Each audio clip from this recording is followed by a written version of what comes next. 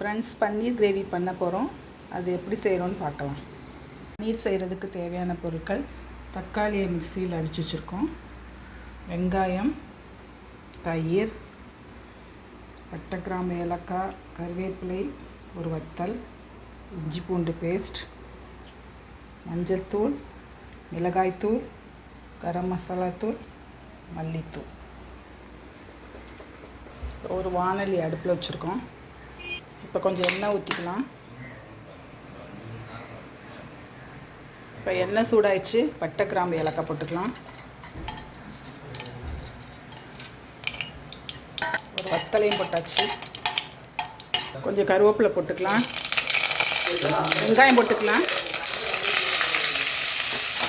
நல்லா வதக்கிக்கலாம். கொஞ்சம் உப்பு போட்டுக்கலாம். வெங்காயம் வதங்குற வரைக்கும் உப்பு போடணும். போட்டு நல்லா வதக்கலாம். வெங்காயம் வதங்கிடுச்சு. இப்போ இஞ்சி பூண்டு பேஸ்ட் போட்டுருவோம்.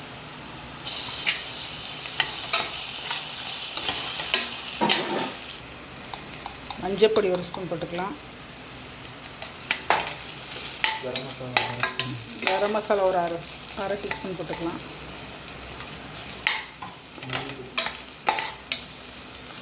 மல்லிப்பொடி போட்டுக்கலாம்.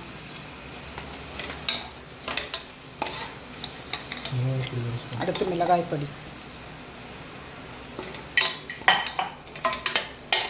எல்லாத்தையும் அப்படி நல்லா வதக்கணும். இப்போ தக்காளி சேர்த்துக்கலாம்.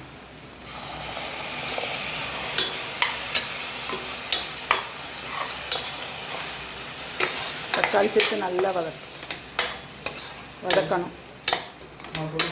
பச்சை வாசனை போகணும். தக்காளியை நம்ம அரைச்சி சேர்த்தா கிரேவி கொஞ்சம் கெட்டியாக வரும். கொஞ்சம் சீரகம், மிளகு கொஞ்சம், சோம்பு கொஞ்சம் சேர்த்து இதை அரைக்கணும். இதை பவுடர் மாதிரி அரைச்சிக்கணும். இப்போ இதில் கொஞ்சம் தயிர் சேர்த்துக்கலாம்.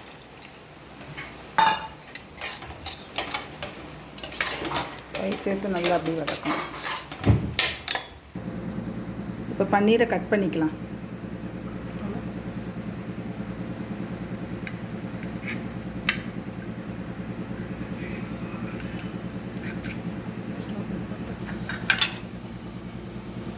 இந்த மாதிரி கட் பண்ணி வச்சுக்கோங்க.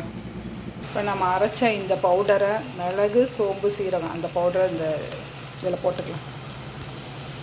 தக்காளியோடு சேர்த்து அதையும் வதக்கணும்.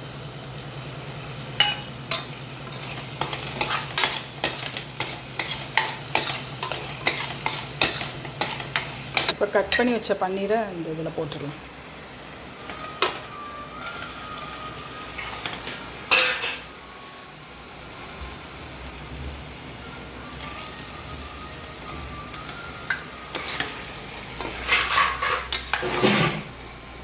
இதை நல்லா மிக்ஸ் பண்ணிடுங்க.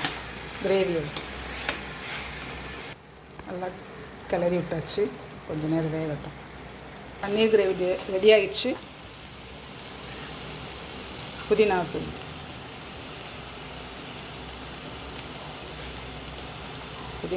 இறக்கிடலாம். சுவையான பன்னீர் கிரேவி ரெடி ஆகிடுச்சு. ஸ்டவ் ஆஃப் பண்ணிவிட்டு இறக்கிடலாம்.